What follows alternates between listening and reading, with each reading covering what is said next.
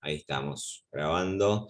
A los que le interese, yo después a las 6 de la tarde voy a dar, en realidad no un maratón, una clase de repaso, les voy a dar la clase a los alumnos de la injuria, pero voy a hablar mucho de la farmacología y de los efectos tóxicos del alcohol etílico y de la hepatopatía alcohólica, que es un tema que se ve en defensa. Asimismo voy a hablar del tabaco y de algo sobre POC, que también forma parte del temario de defensa. Por si a alguno le interesa sumarse a esa segunda experiencia maratón de Zoom, les paso por chat. Esperen.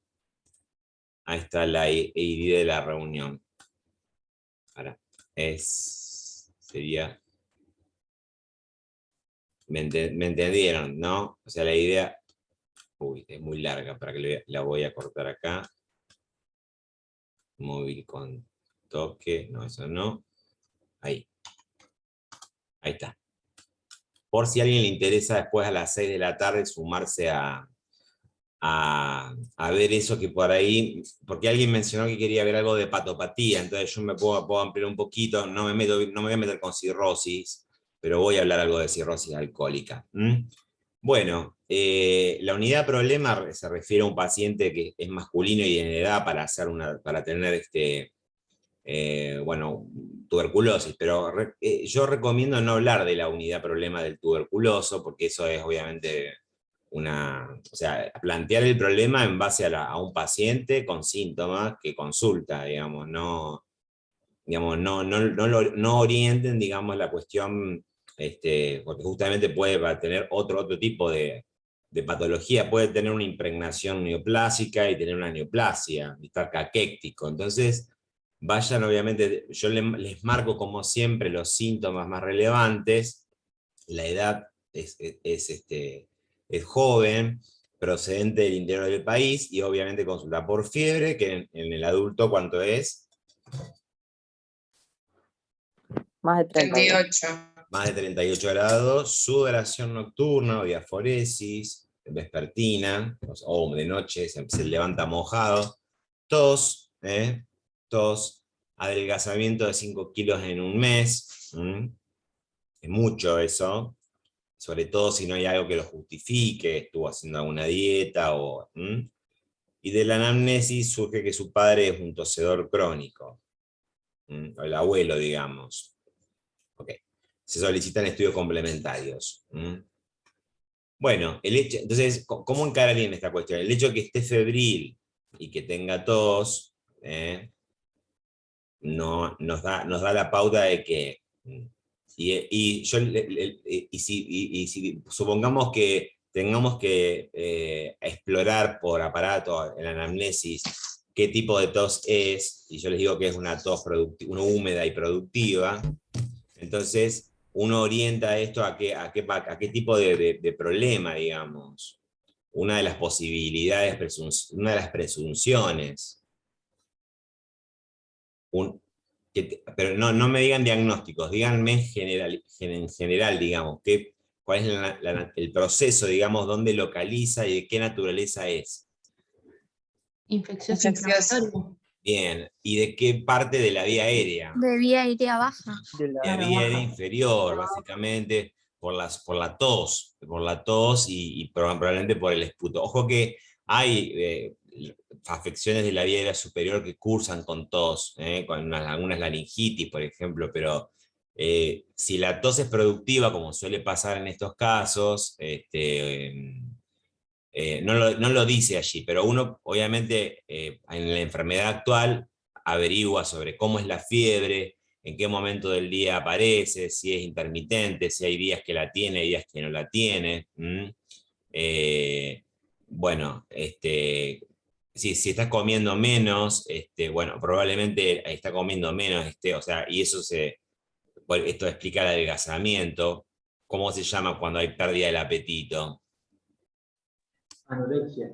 Anorexia. Anorexia es la pérdida total del apetito. ¿Y la disminución del apetito? Hiporexia. Hiporexia.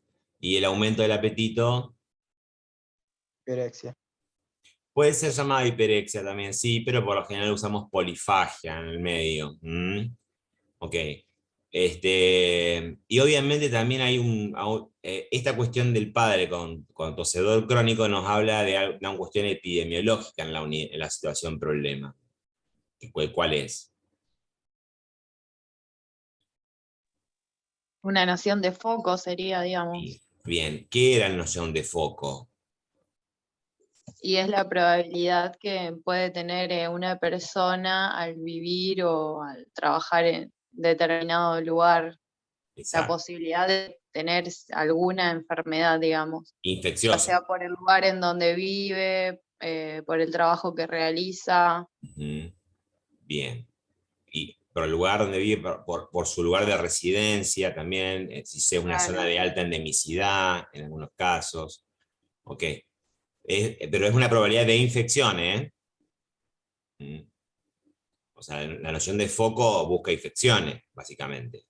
Para ¿No? neoplasias no va.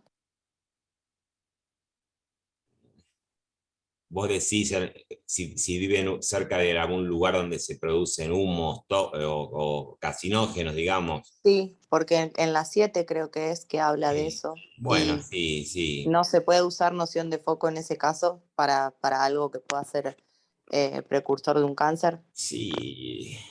Lo que pasa es que no hay, no hay un riesgo tan intenso como lo hay por ejemplo, en la convivencia con un tuberculoso crónico tosedor, digamos.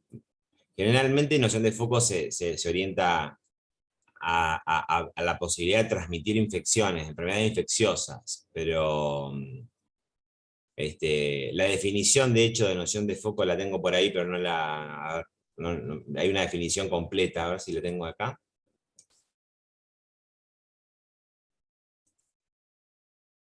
Bueno, acá lo que se pregunta el médico es cómo es la consulta médica en estos casos, es un síndrome cavitario, es un síndrome de impregnación baciliar, qué es la tuberculosis, cómo es la respuesta inmune, diagnósticos diferenciales, bueno, preguntas que se hacen. ¿Cómo es la consulta médica en estos casos? Digamos, es un síndrome cavitario, es decir, ¿qué síndromes de las vías aéreas puede encontrar en pacientes como Miguel? Esa sería la pregunta. O sea, ¿este paciente podría tener una neumonía? Sí, Tranquilamente, está febril, con tos, probablemente esté adinámico, hiporéxico. No, bueno, lo de los 5 kilos no cierra un poco, pero podría tranquilamente tener una neumonía adquirida a la comunidad por neumococo, ¿eh? O podría tener una infección viral, una bronquitis viral, no, no da fiebre, una neumonitis para influenza o una gripe. sí, tranquilamente. También, sí, podría tener, nada más que en la gripe tendría que tener cefalea, mucha odinofagia, mucho malestar general, mucha dificultad respiratoria porque da una neumonitis grave como la del COVID. Profe, en Sí. ese caso la tos no sería productiva.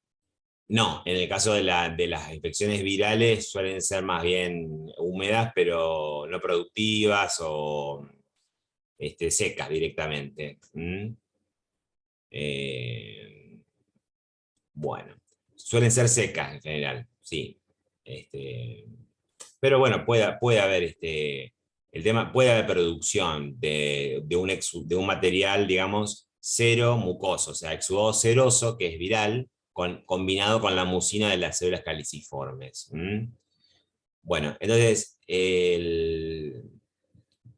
acá la cuestión es, básicamente, desde el punto de la parte de semio, les van a pedir que diferencien ustedes los tres grandes síndromes pulmonares, que son el de condensación, el cavitario y el intersticial, que obviamente nos vamos a dedicar al cavitario en este caso. Pero ¿por qué el paciente no puede tener, digamos, una neumonía que cursa con fiebre, dolor torácico, pleurítico? ¿Por qué? Tipo puntada de costado, ¿se acuerdan? Afectación de pleura. Hay pleuritis por Claro. la extensión del exudado, sobre todo el exudado en el contexto de una neumonía lobar. Hay tos productiva con esputo, que suele ser mucopurulento o herrumbroso. ¿Qué color tiene un esputo herrumbroso? Como más Marronado. tipo Marronado.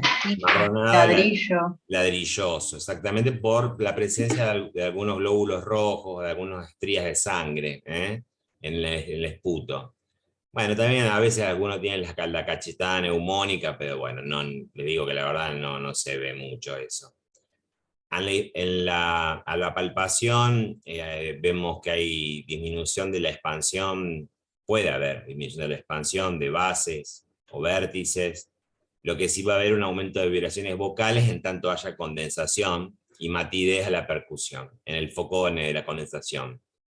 Disminución del murmullo vesicular con la aparición de rales crepitantes como ruido agregado, pero no siempre, no en todo el proceso de la neumonía. Recuerden que es al inicio o en la etapa resolutiva, que habitualmente los pacientes consultan rápido porque se sienten mal, tienen mucha tos, mucha fiebre, el dolor pleurítico los molesta mucho, entonces consultan rápido, en un día, 2 días, y uno ya le da un antibiótico empíricamente para que empiece a tomar.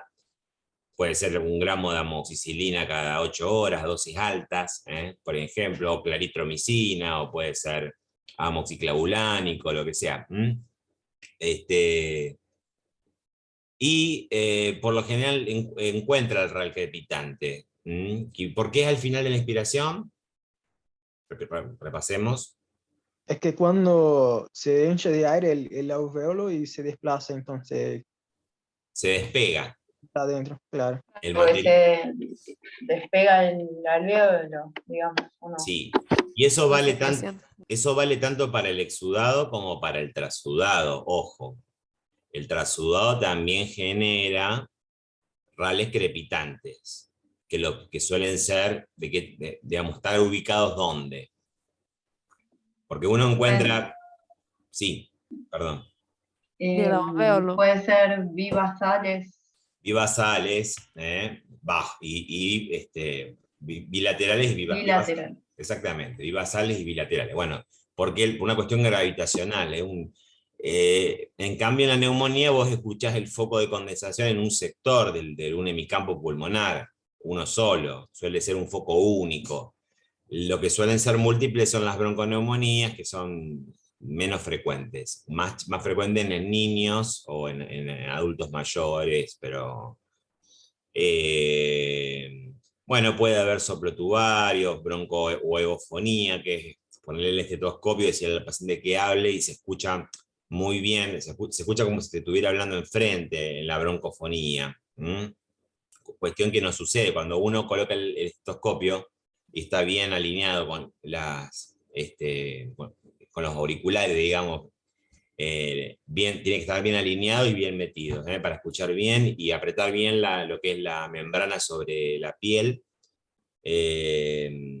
No se escucha al paciente, la voz se escucha muy lejana del paciente. Cuando se escucha muy cercana, como si te estuviera hablando por el estetoscopio, eso se llama broncofonía.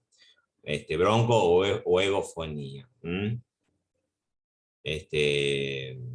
Bueno, eso era para la neumonía, digamos. Ahí yo les puse 3 imágenes de una placa con una opacidad. Opacidad es el término que se usa en radiología para hablar bueno, justamente, no solamente que incluye exudados, sino trasudados, y la telectasia. ¿Se acuerdan el concepto de la telectasia? Sí, el colapso del alveolo. El colapso de la trama alveolar, pero previamente insuflada, es decir, es, digamos, el colapso de la trama alveolar de una trama, o sea, del parénquima pulmonar previamente insuflado. Eso es el concepto de atelectasia adquirida, porque hay otra atelectasia donde ya el bebé nace con una atelectasia congénita, con colapso, digamos, y nunca se insufló.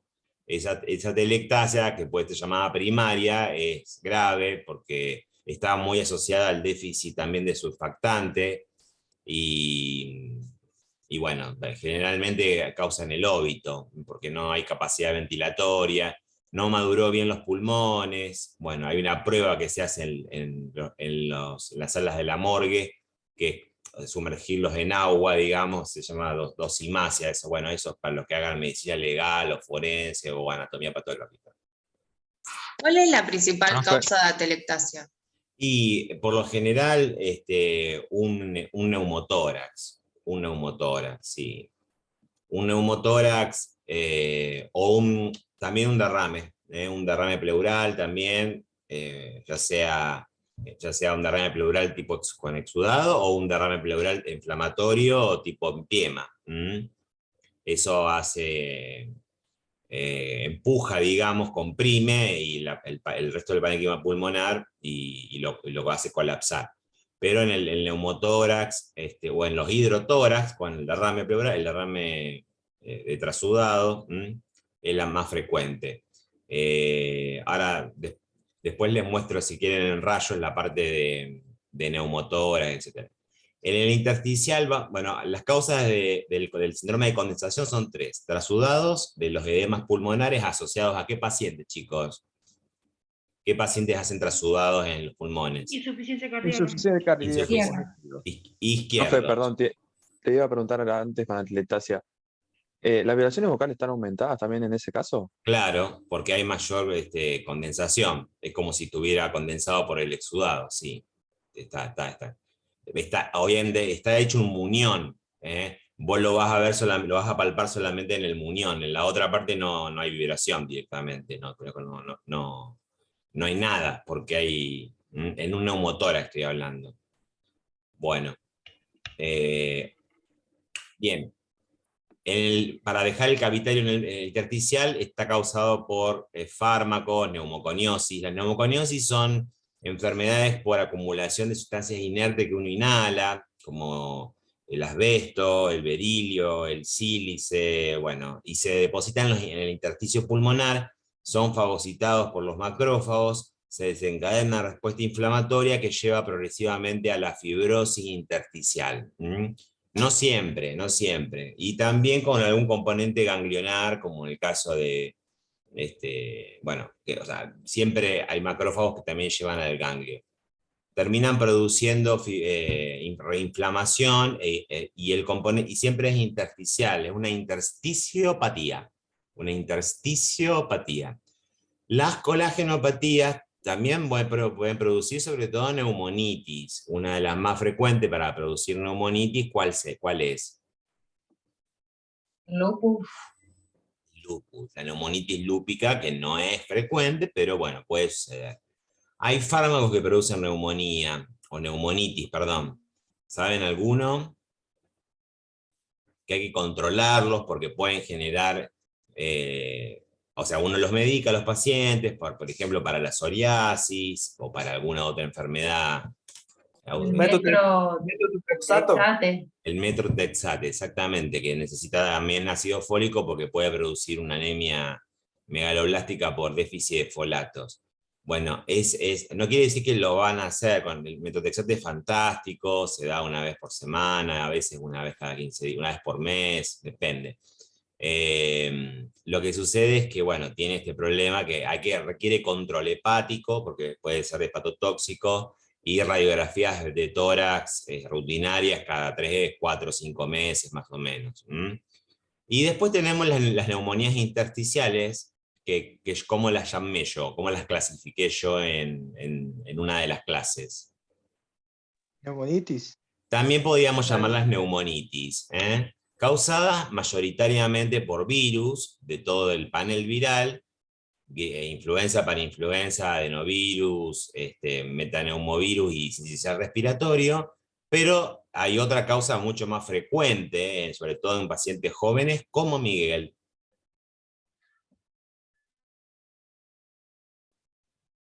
Mycobacterium. Media. Bueno, sí, la clamidófila, pero más que la clamidófila. Micoplasma, neumonía. El Mycoplasma pneumoniae. El Mycoplasma pneumoniae, recuerden que es un germen que no puede ser clasificado como bacteria ni como virus. Es una... Esperen que presento. Entonces, y aparte, recuerden cuáles son los 3 gérmenes más frecuentes que producen NAC, neumonía adquirida de la comunidad. Neumococo, Neumococo, estrepto, Haemophilus, A ver, un Hemófilus, segundito. Mycoplasma. moraxella. Moraxella, ¿Qué es streptococo? neumococo, Neumonía. Neumonía. Ah, bueno. Streptococo pneumoniae, Haemophilus influenzae y Moraxella. Moraxella. No. La moraxella Mycoplasma. y micoplasma, ¿no? La moraxella catarrali está asociada más a las otitis medias.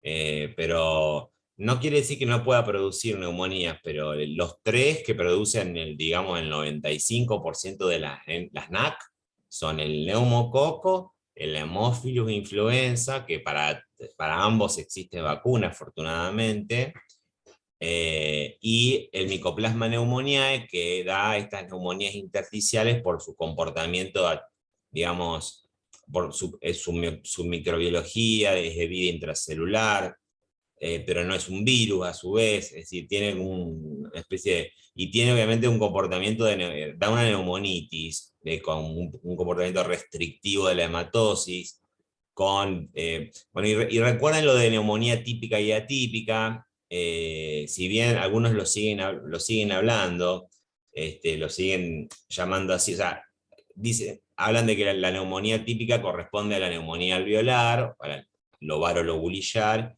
y la neumonía típica a la neumonitis, pero yo les aclaré que se han visto casos donde hay disociaciones clínico-radiológicas, si el paciente no tiene síntomas y tiene los pulmones tomados, como pasaba con el COVID. Con el COVID pasó eso. El paciente estaba normal, el paciente estaba sin síntomas, un poquito de dolor de garganta, un poquito de fiebre, le ponías el saturómetro, estaba en 82, le sacaba una placa y era un desastre, era una placa velada totalmente, un patrón retículo nodulillar difuso, y el paciente se estaba por asfixiar en un par de días, digamos, o sea, a intubar, digamos. Fíjense, porque este bichito produce una gran, lo que llama la tormenta de citoquinas, que genera un gran proceso inflamatorio intersticial. Entonces se producía esa disociación clínico-radiológica, pero ojo que se han visto casos de neumonías por neumococo con disociación, con atipicidad, entonces yo ya no usaría ese término, digamos. Obviamente me confío en la placa de tórax, en ese caso, si no me cierra el cuadro, y diagnostico el síndrome intersticial. Ahí va a haber más disnea que tos productiva, porque hay un patrón restrictivo, y puede haber rales también parecidos a la insuficiencia cardíaca congestiva. El patrón obviamente es esmerilado, reticular, nodulillar, retículo nodulillar, bueno, pruebas de función pulmonar, hay un patrón restrictivo que permite diferenciarla de las EPOC, y en las neumonitis, bueno, ahí le pongo disociación clínico-radiológica, pero ojo, típico o atípico, ojo con eso. Bueno, nos quedamos entonces con el síndrome cavitario, o sea, porque la idea es pensar en este paciente justamente con todas las posibilidades. O sea, pensamos en un cuadro infeccioso o también, ¿por qué no neoplásico? Hay neoplasias que dan fiebre. Uno no piensa tanto en el carcinoma broncógeno, ¿no? Si este paciente tuviera, por los síntomas que tiene, la tos fundamentalmente, pero bueno, ustedes saben que hay neoplasias que dan fiebres, por ejemplo. Los linfomas. Los linfomas son los más, los que más dan fiebre, es una fiebre intermitente, a veces cada 4 días, suele ser vespertina también. Bueno, y se acompaña de otros síntomas siempre que tenga síntomas B, pérdida de peso y sudoración nocturna. Entonces, ¿por qué no puede tener un linfoma en nuestro paciente? Entonces, la idea es explorar, o sea, ustedes tienen que determinar, bueno, este paciente tiene volviendo a la placa anterior, Este paciente tiene un proceso inflamatorio, infeccioso probablemente, o neoplásico, no lo sabemos, de la vía aérea inferior. Entonces tengo que determinar si es un síndrome de condensación, si es un síndrome cavitario, si es un síndrome intersticial, o si es un síndrome obstructivo, que los síndromes obstructivos vendrían a ser las EPOC. Esperen, que muevo esto. Ahí está. Bueno. Y nos quedamos... Además una preguntita. Sí. Además del linfoma, ¿alguna otra neoplasia que pueda ocasionar así también fiebre Fiebre. o este tipo de cuadro? O si nombramos linfoma ya... Ya está. Estoy pensando en otra, pero por lo general no son febriles. Las leucemias. No, tampoco. Yo pienso en las más frecuentes, el cáncer de próstata, el cáncer de mama, el cáncer de pulmón, o el cáncer de colon rectal, o el cáncer de vejiga, que hay que tenerlo en cuenta, y el varón y el endometrio, la mujer, y no suelen dar fiebre. Bueno, cuando vemos un síndrome cavitario, nos referimos a un cuadro, a un proceso donde vemos una placa, no una opacidad, sino todo lo contrario, una zona de hiperclaridad o de una zona radiolúcida. En este caso, en un ápice, en el ápice, y probablemente también aquí hay algo, en el ápice del pulmón derecho. Bueno, ahí les pongo una macroscopía y una microscopía que vamos a ver. En realidad, el síndrome cavitario no es exclusivo de la TB.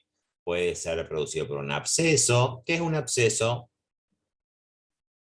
Una cavidad de neoformación con contenido purulento. Bien, donde en el espesor de un órgano macizo o esponjoso como el pulmón, y donde ha habido, para que se cavite, que ha ocurrido. Necrosis. ¿Qué tipo de necrosis?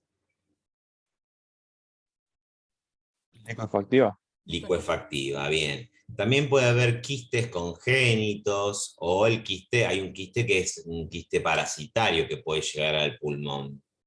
Raro, pero puede llegar. El otro día en mi Instagram puse un quiste hepático. Puede llegar el Echinococcus granulosus. Sería el hidático.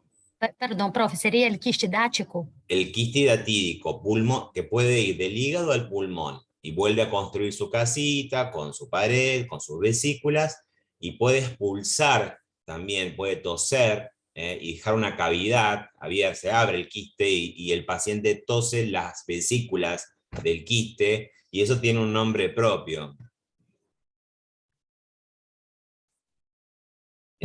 Lo pueden leer en el Argente. Él lo llama hidatipopsis, o vómica también le puede llamar. Esa expulsión de vesículas. En un carcinoma broncógeno cavitado también se va a producir una cavidad. ¿Por qué? Pregunta también importante del final: ¿por qué un carcinoma, una neoplasia maligna, te genera, en este caso, un síndrome cavitario, o al menos una cavidad en el espesor de un órgano, en este caso esponjoso? Bien, profe, el parénquima crece demasiado y el estroma no acompaña, entonces necrosa y se queda en la cavidad. Perfecto.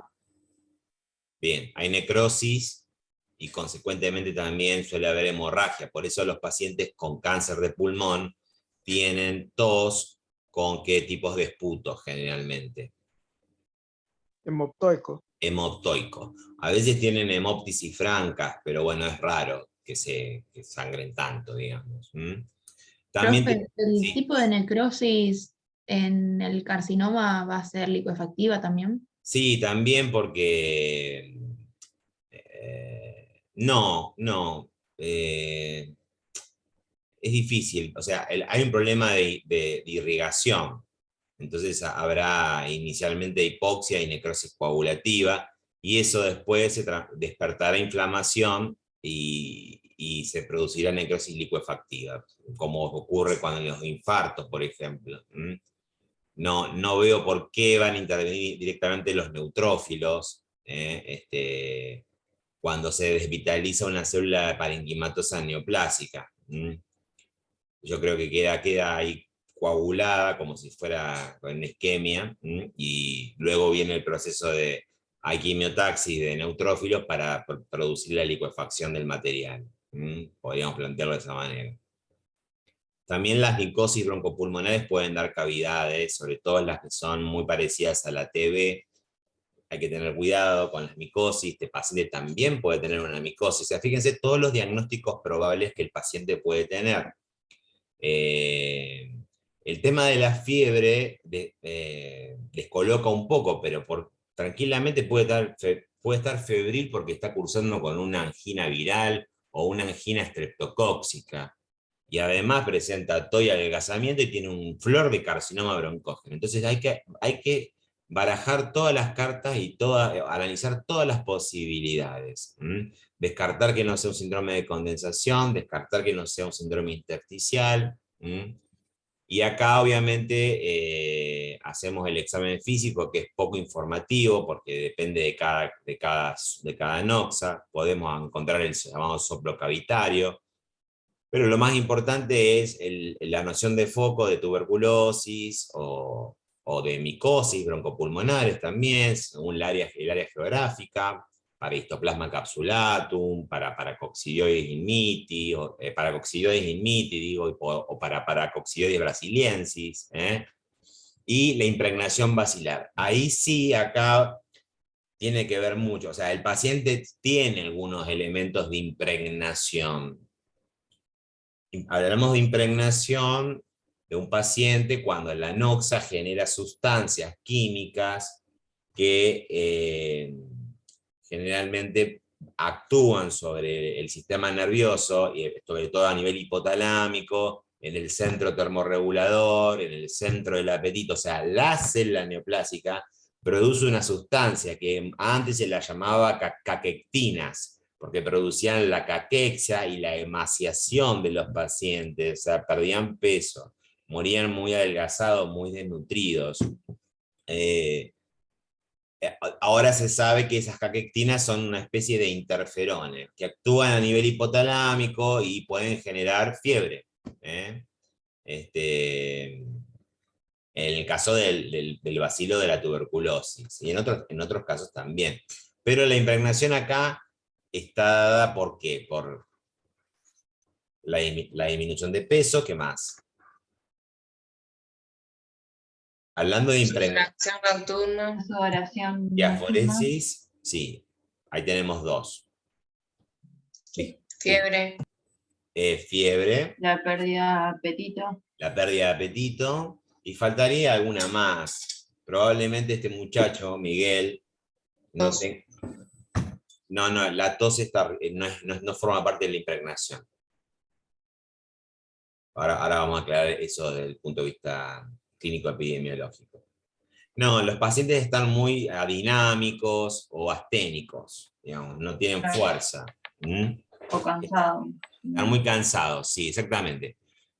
O sea, primero tenemos el concepto, hay un constructo clínico epidemiológico llamado tosedor sintomático respiratorio. Es una construcción clínica que se hizo para que los médicos o el personal de salud identifique rápidamente a un paciente presuntivamente con tuberculosis y actúe digamos, rápido y efectivamente para contener al paciente, porque tenemos un paciente bacilífero en la calle, es un peligro en tanto se producen infecciones con la familia, en el trabajo, entonces hay que detectarlos. Un sintomático respiratorio es aquel paciente que tiene tos productiva, o sea, una tos húmeda productiva, por al menos 15 días. 15 días. Hay que estar tosiendo y catarreando 15 días. Y además puede agregar a esa tos, ¿qué cosa? Y a ese esputo. Hemoptisis. Hemoptisis. Sí, tranquilamente, hemoptisis, que sería una segunda parte del concepto del sintomático respiratorio que ayuda mucho. Si a eso le agregamos la impregnación basilar, tenemos un cuadro de mucha sospecha. Siempre hablando sobre todo de qué tipo de tuberculosis. Pulmonar. Claro, sí, pulmonar, pero en un paciente de 30 años... Secundaria. A eso me refería. O sea, este paciente tiene una tuberculosis secundaria. La sintomatología de la tuberculosis primaria es totalmente distinta. Ahora la vamos a comentar. En el absceso indagar Y no es por la edad. ¿Cómo? No es por la edad. La primaria son los niños. Claro, sí. Ojo, en nuestro medio es infanto-juvenil. Pero, por ejemplo, ahora con los fenómenos inmigratorios en Europa, donde no había circulación comunitaria del bacilo de Koch, se han visto casos, por ejemplo, en España, de tuberculosis primaria en adultos, porque ya no se vacunan más con la BCG de los europeos, porque no hay circulación comunitaria del bacilo. Con los fenómenos migratorios llegó el bacilo de la tuberculosis, empezó a circular, y adultos han hecho tuberculosis primarias. Que por lo general, ¿qué sucede con la tuberculosis primaria?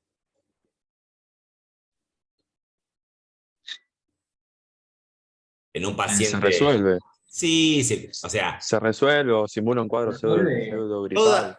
Toda tuberculosis, ya sea primaria o secundaria, tiene dos formas evolutivas, digamos. Progresiva y no progresiva. ¿De acuerdo?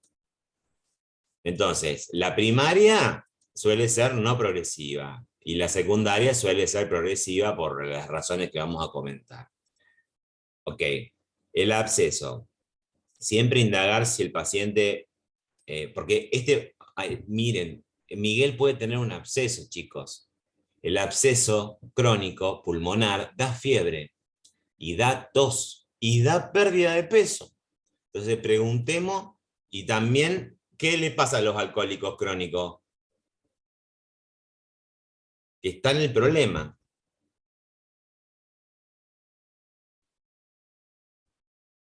Cuando consumen...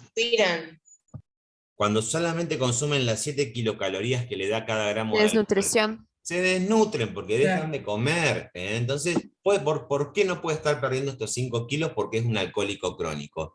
¿Y por qué los alcohólicos crónicos hacen abscesos pulmonares? ¿Alguien sabe por qué? ¿Cómo pasa? Se broncoaspiran. Sí, hacen pequeñas micro broncoaspiraciones, básicamente porque el alcohol, como depresor del sistema nervioso que es, y después lo vamos a ver en injuria, inespecífico, sobre todo afecta a qué cosa en el alcohólico crónico, ¿no? En el etilista crónico, en el enfermo crónico. Tienen problemas deglutorios, entonces los mismos microorganismos de la flora de la boca contaminan la vía aérea inferior. Y por lo tanto suelen ser infecciones ¿de qué tipo? Porque la flora, o sea, si te muerde un perro o si te muerde un humano, tenés que dar antibióticos sí o sí, mala antitetánica. Porque todas las bocas tienen mucha flora, bueno, los perros ni hablar, pero más o menos, bueno, hay humanos que no se cepillan los dientes y también producen grandes problemas, mordeduras. Bueno, noción de foco de la geografía para las micosis broncopulmonares, pampa húmeda para el histoplasma capsular. Profe, una preguntita. Entonces, estos pacientes tienen problemas deglutorios y con la propia microbiota... Se la tragan. Se la broncoaspira. Algo irá por el esófago, pero algo irá para la tráquea. Cuando va para la tráquea, asienta sobre y desarrolla un abscesito. Bueno. Que suele ser polimicrobiano. O sea, tiene de todo, gram positivo, gram negativo, aerobios, anaerobios. Entonces, es de muy difícil tratamiento el absceso. Recuerden que el absceso tiene una pared que no es propia, que es una pared cicatrizal. Entonces, darle antibiótico por lo general no sirve mucho porque el antibiótico no penetra en el absceso. Entonces, por lo general, la resolución del caso como suele ser. Primero se drenan los abscesos. Sí, para después.